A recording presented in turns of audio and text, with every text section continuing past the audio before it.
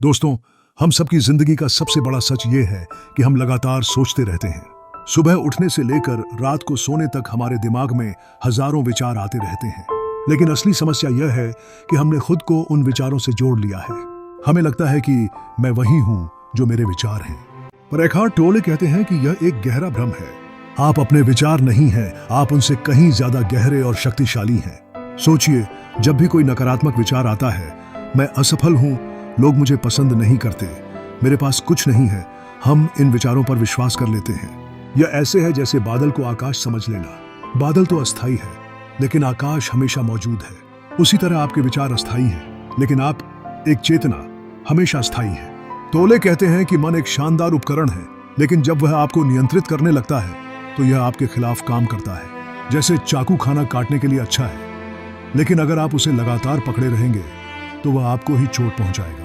उसी तरह विचार जरूरी है, लेकिन अगर आप लगातार सोचते ही रहेंगे तो मन आपको पीड़ा और चिंता में डाल देगा। इस अध्याय में एक महत्वपूर्ण विचार है, विचारों का पर्यवेक्षक बनो। जब आप अपने विचारों को देखना शुरू कर देते हैं तो अचानक आपके और आपके विचारों के बीच दूरी बन जाती है। यही दूरी आपको आजादी देती है।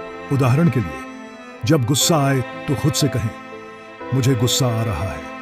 यह वाक्य आपको एहसास दिलाता है कि गुस्सा आप नहीं है, बल्कि एक भावना है जो आ जा रही है। किताब में बताया गया है कि ज्यादातर लोग 24 घंटे माइंड चैटर में फंसे रहते हैं, यानी दिमाग लगातार बकबक करता रहता है। कभी पुरानी बातें याद आ रही हैं, कभी भविष्य की चिंताएं। इस शोर की वजह से हम वर्तमान क्षण को देख ही नहीं पाते। सोचिए, आप चाय पी रहे हो और दिमाग ऑफिस की टेंशन में उलझा हो, तो आपने चाय का असली स्वाद ही नहीं चखा। मन का यह शोर हमें कभी संतुष्ट नहीं होने देता। वह हमेशा कहता है, भविष्य में कुछ हासिल होगा तो तुम खुश रहोगे। लेकिन यह धोखा है, क्योंकि जब वह भविष्य आएगा तब भी मन कुछ और चाहता रहेगा। इसलिए असली स्वतंत्रता तब आती है जब हम यह समझ लें कि मन की बकबक मैं नहीं हूं। एखार्ट टोले एक अभ्यास बताते हैं, जब भी आपको महसूस हो कि आपका मन बेकाबू हो रहा है तो कुछ सेकंड के लिए रुक जाइए और अपने विचारों को देखिए। यह वैसा ही है जैसे किसी व्यस्त सड़क को दूर से देखना। आप ट्रैफिक का हिस्सा नहीं हैं, बल्कि दर्शक हैं। धीरे धीरे यह देखने की क्षमता आपके भीतर शांति पैदा करती है। जब आप अपने मन से दूरी बनाते हैं तो एक अद्भुत चीज होती है, आपके भीतर एक गहरी शांति और खालीपन का अनुभव होता है। यह खालीपन डरावना नहीं है, बल्कि बेहद सुखद है। इसी को एखार्ट टोले प्योर कॉन्शियसनेस कहते हैं, यानी ऐसी चेतना जो विचारों से परे है, जो केवल अभी में है। यह समझ लेना कि मैं अपने विचार नहीं हूं, जीवन का एक टर्निंग पॉइंट है, क्योंकि तब आप समझ जाते हैं कि आपके विचार चाहे जैसे भी हों, वे आपको परिभाषित नहीं करते।